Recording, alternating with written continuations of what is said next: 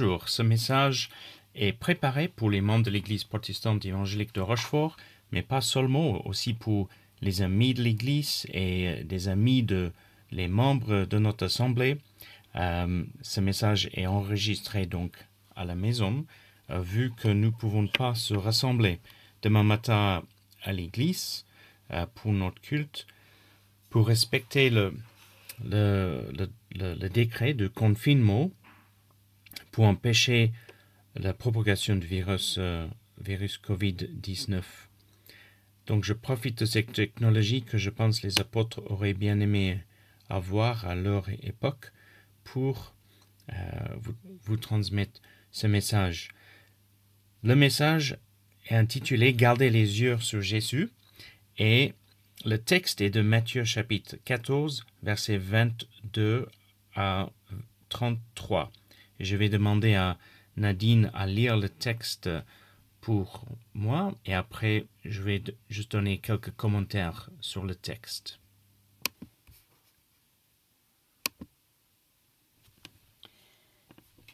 Jésus marche sur les eaux. Aussitôt après, Jésus pressa ses disciples de remonter dans la barque pour qu'ils le précèdent de l'autre côté du lac, pendant qu'il renverrait la foule. Quand tout le monde se fut dispersé, il gravit une colline pour prier à l'écart. À la tombée de la nuit, il était là, tout seul. Pendant ce temps, à plusieurs centaines de mètres au large, la barque luttait péniblement contre les vagues, car le vent était contraire. Vers la fin de la nuit, Jésus se dirigea vers ses disciples, en marchant sur les eaux du lac. Quand ils le virent marcher sur l'eau, ils furent pris de panique. « C'est un fantôme » dirent-ils, et ils se mirent à pousser des cris de frayeur. Mais Jésus leur parla aussitôt. « Rassurez-vous, leur dit-il, c'est moi, n'ayez pas peur. » Alors Pierre lui dit, « Si c'est bien toi, Seigneur, ordonne-moi de venir te rejoindre sur l'eau. »« Viens, lui dit Jésus. » Aussitôt, Pierre descendit de la barque et se mit à marcher sur l'eau, en direction de Jésus. Mais quand il remarqua combien le vent soufflait fort, il prit peur. Et, comme il commençait à s'enfoncer, il s'écria « Au secours, Seigneur !» Immédiatement, Jésus lui tendit la main et le saisit. « Ta foi est bien faible, lui dit-il. Pourquoi as-tu douté ?» Puis, ils montèrent tous deux dans la barque. Le vent tomba. Les hommes qui se trouvaient dans l'embarcation se prosternèrent devant lui, en disant « Tu es vraiment le Fils de Dieu. » Mon premier point, c'est le verset 26. « C'est un fantôme, dirent-ils, et se mirent à pousser des cris de frayeur. » Les disciples qui avaient tous peur, ils croyaient que Jésus était un fantôme. J'ai déjà entendu un scientifique dans un débat sur l'existence de Dieu, anglophone, disait « Moi, je ne peux pas croire en Dieu, je crois en Jésus parce que c'est scientifiquement impossible pour un homme à marcher sur l'eau. » Cette affirmation n'est pas un scoop. Les chrétiens sont d'accord. C'est scientifiquement impossible pour un homme de marcher sur l'eau. Si tous les 2 jours, vous et moi, on pouvait marcher sur l'eau ou courir sur l'eau quand on avait envie, effectivement, il n'y aura rien d'extraordinaire dans ce passage et dans le fait que Jésus marchait sur l'eau. C'est parce que nous savons que c'est scientifiquement impossible que ça rend cet événement extraordinaire. Et c'est une démonstration de la divinité de Dieu, une démonstration que Jésus était homme et divin, Dieu devenu un homme, Dieu incarné, la parole devenue chair. Les disciples, ses propres disciples, croyaient pas que c'était lui non plus, parce que eux, ils savaient que l'homme peut pas marcher sur l'eau. Donc, conclusion, pour eux, la personne qui marchait sur l'eau était un fantôme. Ils avaient besoin d'être rassurés de l'identité de Jésus, de comprendre que Jésus était, ou celui qui marchait sur l'eau était Jésus, et qu'il n'avait pas à avoir peur. Et déjà là, il y a un beau message dans cela. Mais je voudrais passer rapidement à mon deuxième point. Le fait que Pierre dit à Jésus, si c'est toi, si c'est bien toi, Seigneur, ordonne-moi de venir te rejoindre sur l'eau. Viens, lui dit Jésus. Et Pierre qui descend de la barque se mit à marcher sur l'eau. Là, j'avoue que Pierre avait beaucoup plus de foi que moi. Je pense que j'aurais été content de rester dans la barque et juste être rassuré que Jésus était Jésus qui s'approchait du bateau, mais d'aller plus loin, de dire à Jésus, si c'est bien toi, ordonne-moi de venir te rejoindre sur l'eau. Pierre était un peu osé, il avait du cran. Et des fois dans la vie, on a besoin d'être un peu osé. On a besoin d'avoir un peu du cran. Moïse a dit à Dieu, maintenant montre-moi ta gloire. Montre-moi. Il a demandé plus. C'est pas Jésus qui prend l'initiative pour inviter Pierre à marcher sur l'eau. C'est Pierre qui dit, si c'est toi, ordonne-moi de venir te rejoindre sur l'eau. Viens, lui dit Jésus. Et je pense que Jésus venait dire, viens. Il y a des choses que nous voulons entreprendre pour lui, faire pour lui. Il nous dit, viens. En tout cas, quand il s'agit de s'approcher de Jésus, Jésus dit toujours, viens. Pierre, en verset 30, mais quand il remarqua combien le vent soufflait fort, il prit peur. Et comme il commençait à s'enfoncer, il s'écria, au secours, Seigneur. Juste une petite citation d'un commentateur qui parle de ce texte. Il fait un commentaire que je trouve tellement bien, je préfère le lire comme c'est écrit. Tant que Pierre a regardé au Seigneur, il n'a encore eu aucun problème. Mais quand il a porté son attention sur la violence des flots, il a pris peur et s'est enfoncé. La foi l'a soutenu sur les vagues. La peur l'a tiré dessous. Je trouve ça tellement vrai pour ma vie. Et peut-être, je pense, on peut tous s'y identifier.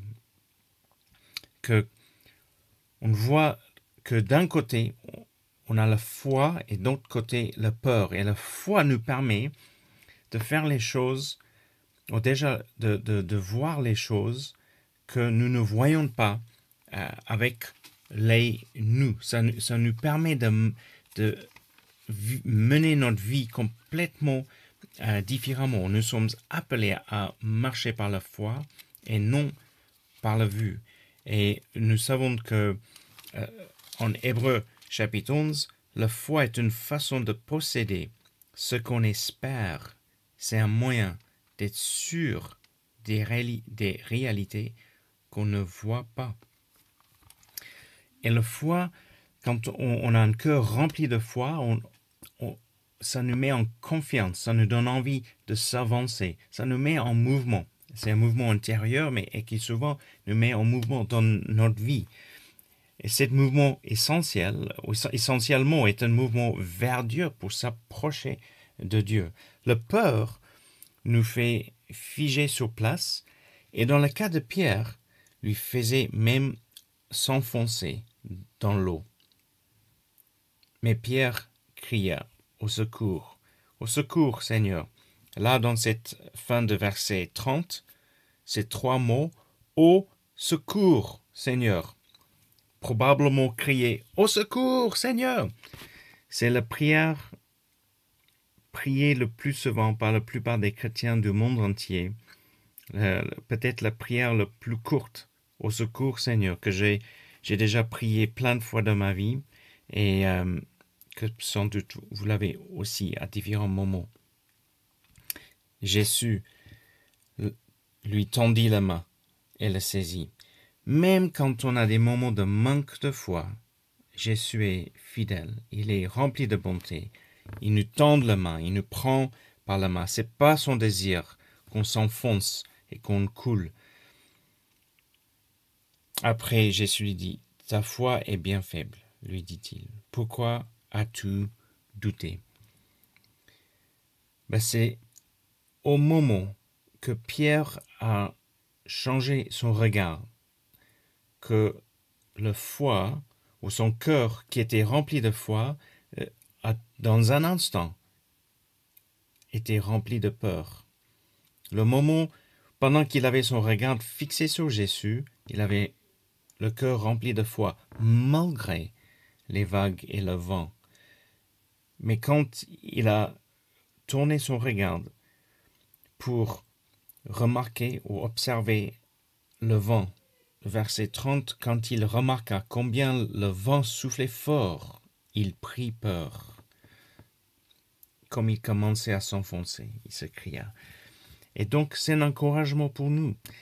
Quand on regarde les infos, à ce moment, dans le contexte du virus, le Covid-19 qui se répand dans le monde entier, petit à petit, et je crains va créer des dégâts terribles en Afrique, dans d'autres pays d'Asie, en Moyen-Orient, mais peut-être on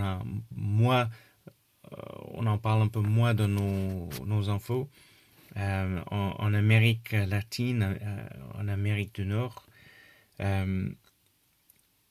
c'est effrayant. Et l'impact sur l'économie mondiale avec les effets sociaux qui risquent d'en suivre dans les mois qui viennent, ça risque d'être effrayant, ça risque de nous effrayer.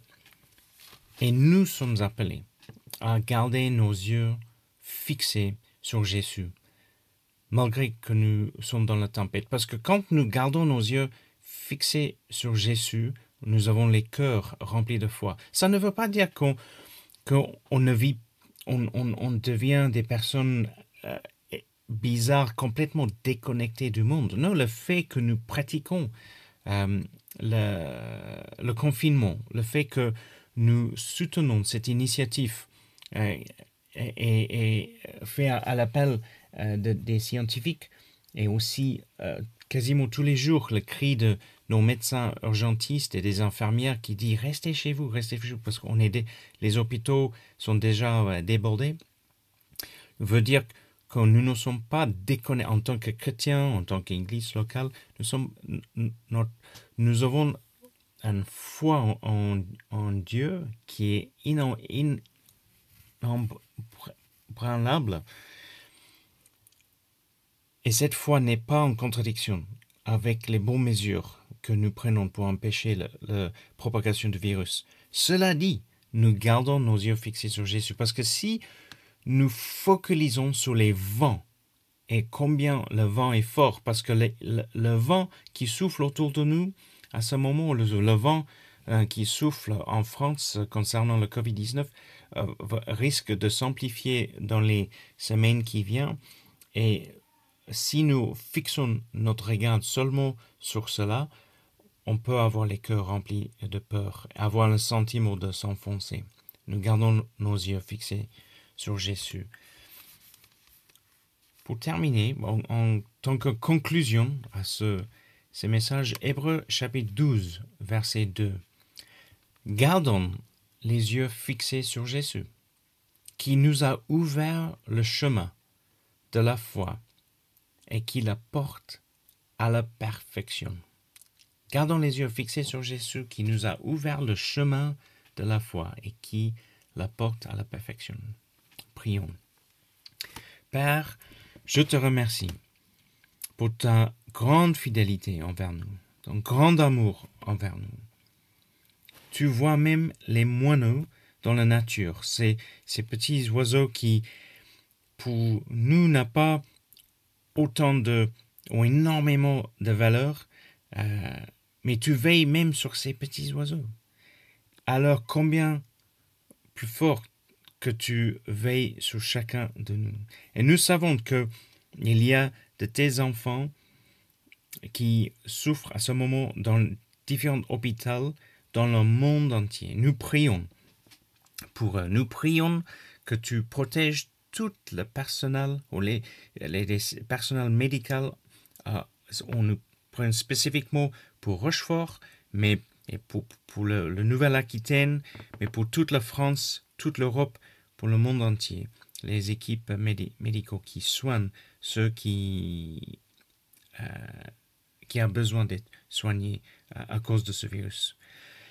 Nous prions pour la protection de tous les membres de notre Église et les membres de nos familles également dans ton nom.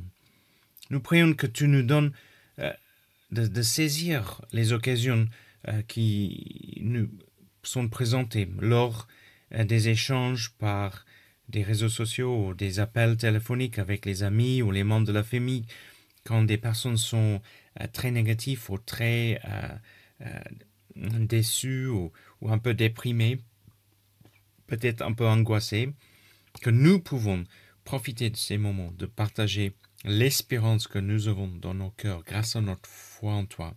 Et que dans les moments où le vent souffle fort autour de nous, peut-être quand on apprend la nouvelle qu'un proche a le virus ou un ami a le virus, que nous pouvons garder nos yeux fixés sur toi. Dans le nom de Jésus. Amen. Les amis, je vous souhaite un excellent dimanche, une très très bonne journée et une pensée à tous ceux qui sont seuls chez eux, que vous puissiez sentir la présence de Dieu avec vous, la communion de Dieu avec vous. Si quelqu'un a un besoin, un sujet de prière, n'hésitez pas à le communiquer par email ou appel ou WhatsApp. Et je vous dis à bientôt. Au revoir.